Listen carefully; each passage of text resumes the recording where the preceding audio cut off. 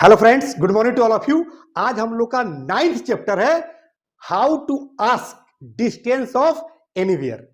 इस सेंटेंस में दो वर्ड काफी जो है मीनिंगफुल है, काफी स्ट्रांग है। आइए देखते हैं। सबसे पहले डिस्टेंस।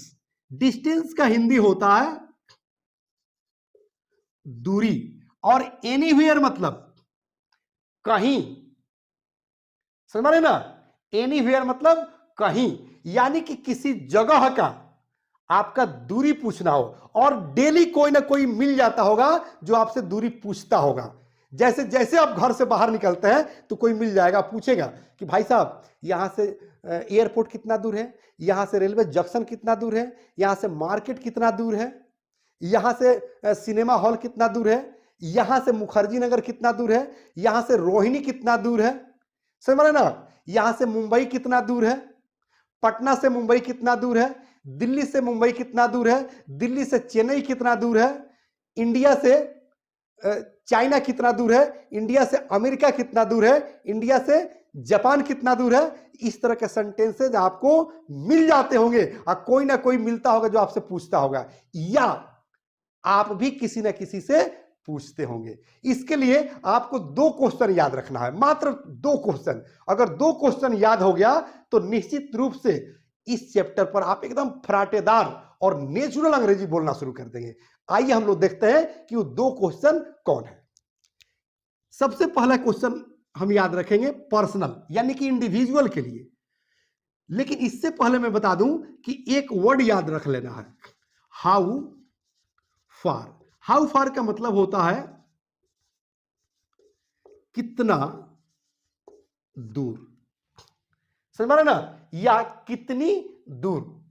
अब जो है एक इंडिविजुअल क्वेश्चन याद रखेंगे कि how far is your school from here. यानी कि यहां से आपका स्कूल कितना दूर है। यहां पर स्कूल को हम चेंज करते रहेंगे। How far is your school from here, how far is your coaching from here, how far is your village from here, how far is your tuition centre from here, how far is your shop from here. कोई दिक्कत? तो ये individual question हो गया। इस question को हम आसान भी कर सकते हैं, क्योंकि ये इतना लंबा क्वेश्चन है कि इसको अगर बोला जाए तो सामने वाला व्यक्ति कुछ दूर निकल जाएगा, वो जवाब नहीं दे पाएगा। समझ मारिए ना? तो इसको आप लोग ऐसे भी कह सकते हैं कि your school how far, your college how far, your village how far, railway junction how far, airport how far.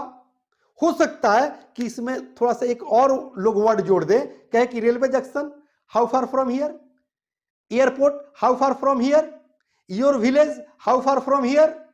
तो इससे घबराना नहीं है। आपको पता चल जाए कि सामने वाला डिस्टेंस पूछ रहा है, दूरी पूछ रहा है, तो आपको एकदम कॉन्फिडेंस के साथ जवाब देना है, क्योंकि पूरी दुनिया इसी तरह से बोलती है। अब कोई पूछता है कि योर स्कूल हाउ फार, तो ए फॉर आंसर, जवाब दीजिए कि जस्ट 2 किलोमीटर। जस्ट का मतलब होता है बस, यानी कि बस 2 किलोमीटर है, ये है। Just half kilometre, just 5 kilometre, just 100 kilometre, just 50 kilometre. समझ रही है? ये रहा इंडिविजुअल क्वेश्चन। अब आपसे इंडिविजुअल क्वेश्चन में कोई पूछता है कि योर स्कूल हाउ फार, कि just 2 kilometre, your village how far, और just 5 kilometre from here, your tuition centre how far, और जस्ट हाफ किलोमीटर। समझ रही है? अगर आप कोई दुकानदार हैं, दुकान चलाते हैं, या किसी ऑफिस में काम करते हैं, कोई पूछ दे कि योर ऑफिस हाउ फार, है कि just half kilometre, just 2 kilometre, just 10 kilometre from here. समझ रही है? अब जो है एक हम पब्लिक क्वेश्चन देखेंगे, क्योंकि उसमें वो इंडिविजुअल क्वेश्चन नहीं होगा, पब्लिक क्वेश्चन होगा। कैसे? तो देखिए, जैसे कहेंगे how far is Delhi from Patna. समझ पा रही है ना, how far is Delhi from Patna. अब यहां से हम दो चीज बदलते रहेंगे, दिल्ली और पटना। जैसे कह रहे कि how far is Delhi from Patna, यानी कि दिल्ली से पटना कितना दूर है, कितने दूरी पर है।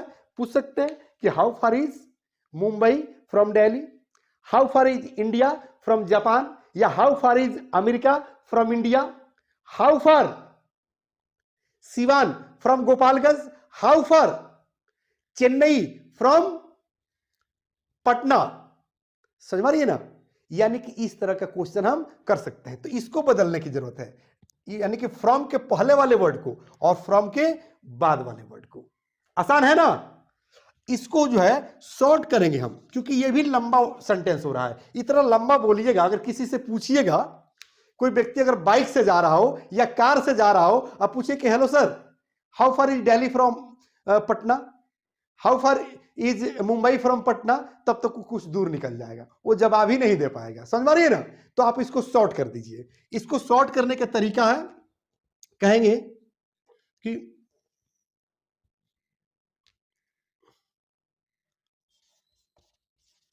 हाउ फार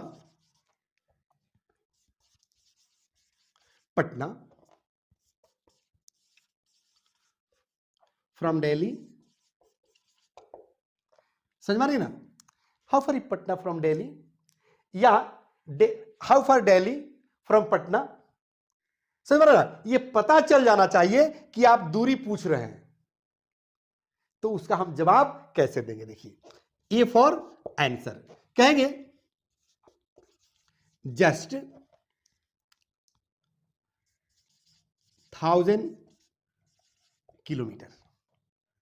समझ पा रही है ना, just 500 kilometre, just 2000 kilometre, just 10,000 kilometre, just 20,000 kilometre. दूरी जितना होगा उतना हम बताएंगे, कोई दिक्कत। अब कोई पूछे कि how far is Patna from here, कि just 100 kilometre, how far is Mumbai from here, तो just 1000 kilometre, how far is America from India, तो कहेंगे जस्ट 20,000 किलोमीटर।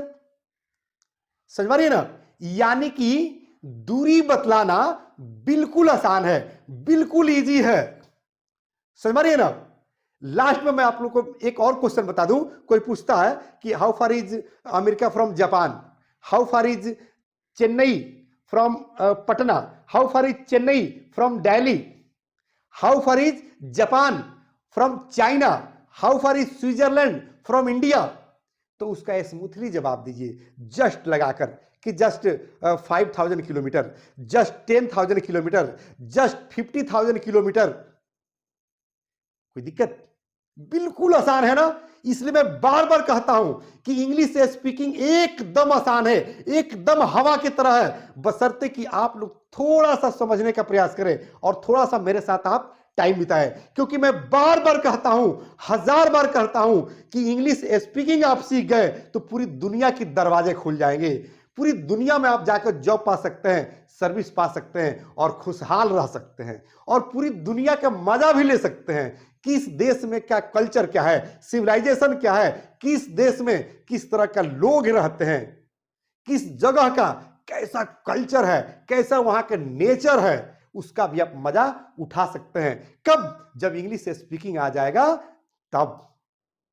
और इसीलिए तो मैं कहता भी हूं कि love all languages, respect Hindi and Urdu, but speak English, but speak English. और जिस ट्रस्ट में हम काम करते हैं वो ट्रस्ट भी नारा लगाती है कि अंग्रेजी सबको सिखाना है, रोजगार सबको दिलाना है, देश का मान बढ़ाना है। यही हमारा नारा है, बस यही हमारा नारा है। यहीं पर मैं लूंगा एक छोटा सा ब्रेक। जय हिंद, जय भारत।